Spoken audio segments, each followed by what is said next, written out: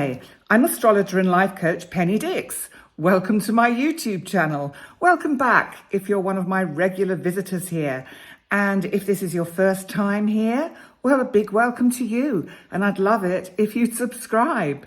So today I am bringing you one of my short heads up videos, but this one is specifically for the sign of Aquarius. And that's whether your sun is in Aquarius, your moon is in Aquarius, or your rising sign, also known as the ascendant. And it's for the month of May 2023. Everything you need to know to astrologically navigate your way through it. Well, okay, so you are now the new home for my big, small dwarf planet, Pluto.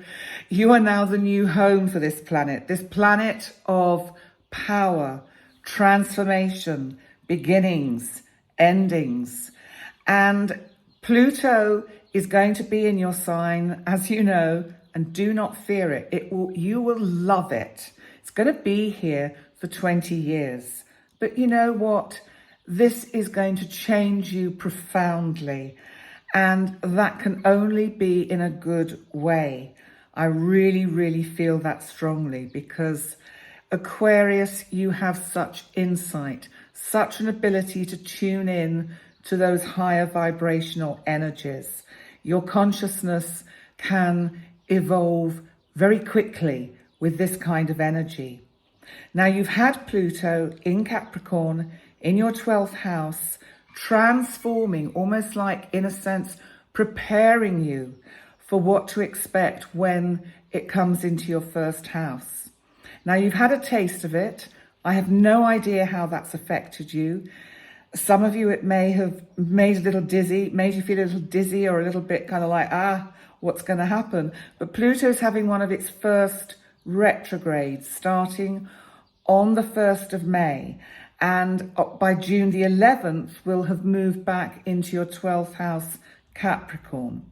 Now, basically, you are going to have Pluto on your ascendant, just dipping in between Capricorn and Aquarius for the next 2 years. And it's not until the end of 2024 that Pluto will fully move into your sign. But it's really kind, the fact that it's doing this, because it's like it's preparing you. So it really is a good thing. Now, by May the 5th, we have a full moon in your house of career. It's also the part of your chart that is your passion in life. The passion you would do even if you didn't get paid for it. Or maybe you do something which you don't even get paid for, but you love doing it. And so that's this part of the chart, the 10th house. It's Scorpio. Now we have a full moon lunar eclipse here on the 5th of May. This is the second of two powerful eclipses. The first one was on the 20th of April in Aries, and that was right on the bottom of your chart on what we call the IC, and that was kind of hovering between your 3rd house Aries and your 4th house Taurus. And so this full moon it's bringing to light something that needs to shift or change in your working life. There may be a path that you've been traveling along that really isn't the best course of action for the future. So I think it's going to have you in a very reflective mood, because that new moon in Aries, that total new moon solar eclipse was in Aries, where you have a lot of thought and deep ideas about stuff. And I just feel that there may be something that one path, one stream perhaps of income that you've been using that somehow it's not appropriate to take forward into the future. The 9th of May sees the sun in Taurus in your 4th house of home and family conjunct Uranus. Now, Uranus, my big outer boy of of the unexpected, of surprise, of unpredictability, of invention. And these two coming conjunct here. Don't tell me, Aquarius, you're going to suddenly want to change your house round or move. And some of you have probably already moved with this energy down there with Uranus there. So, just cool it, slow down. This is just a transitory kind of transit. So just have a look around and think, actually, I've done a good job with where I'm living now. It's cool. It's okay. Let's keep it this way. Now, by the 15th, also in Taurus in your 4th house of home and family, Mercury, our planet of communication, goes direct. Now, it's been retrograde since the 21st of April. It's just been actually giving you an opportunity to actually possibly spend a bit more time at home and just calm down a bit. It's been quite frenetic, and I think you've needed some time to just slow down. And once it speeds up again, it will still stay in this part of your chart till beyond the end of May, but it will go into new territory round about the end of May. So, and then anything to do with family, if you've not heard from family members or you've been trying to get in touch and you're missing each other, that will all link up again. The 16th, the day after, Jupiter, my big outer boy of luck, opportunity, expansion, is going to move finally out of Aries in your 3rd house, where Jupiter's been firing up the way you communicate, into your 4th house of home and family, bringing luck and opportunity here for the next year. So home is definitely the place to be. Home is going to be where the heart is. Home is going to be where you are going to want to spend some time. And with all this energy, if you haven't already, you will be either expanding, extending, changing, making your rooms feel bigger. You'll be doing something of that kind of Jupiter-style energy. On the 18th, Jupiter makes a square to Pluto, remember, on your ascendant in Aquarius. And this is you, I think you've got to be careful you don't overextend yourself, get a little bit kind of tired out with everything, all the energy that is around at home. And then on the 19th, still in your 4th house of home and family, we have the new moon in Taurus. So you've got all this energy packed into the home and family. A new moon is about new opportunities, new beginnings. What do you want to start afresh? What do you want to launch within the kind of confines of the home? Maybe because it's Taurus, you want to work. If you have a garden, you want to work on your garden. Maybe you have, if you don't have a garden, you have a conservatory, or even just bearing, indoor plants or plants on a windowsill in a window box. But something of that nature to see things, work with things that grow, could actually be really nurturing for your soul. Now we need to look at Mars in Leo, because this is in your 7th house of significant relationships.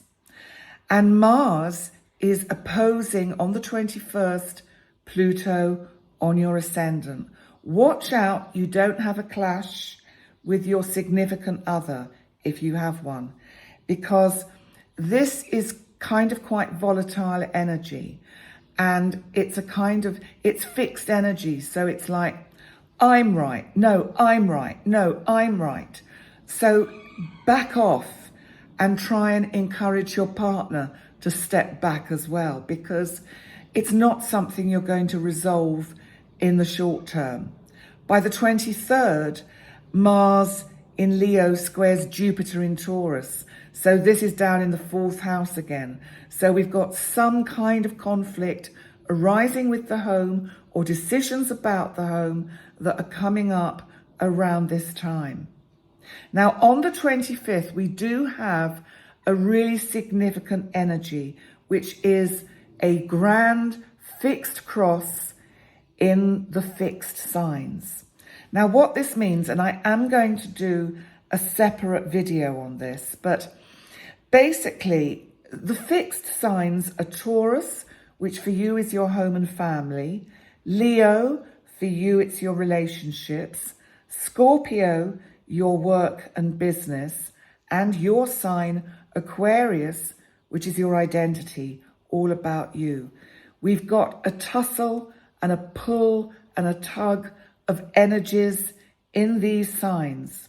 Now, there may be something going on in the external world that is restrictive, is fixed, is frustrating, which kind of gets in the way.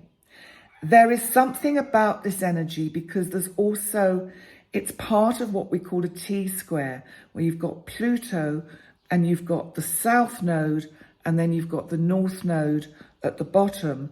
And what's happening there is there's a kind of a collective feel about this, a collective destiny that is really being pushed and challenged to transform.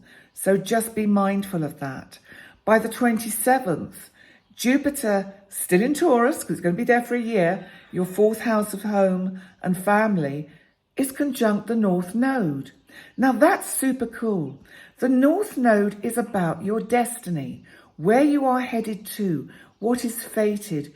Jupiter is bringing some kind of luck involved in that, some lovely, lucky opportunity that comes in to really propel you forward into the future.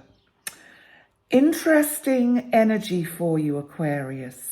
So on that note, thank you so much for joining me.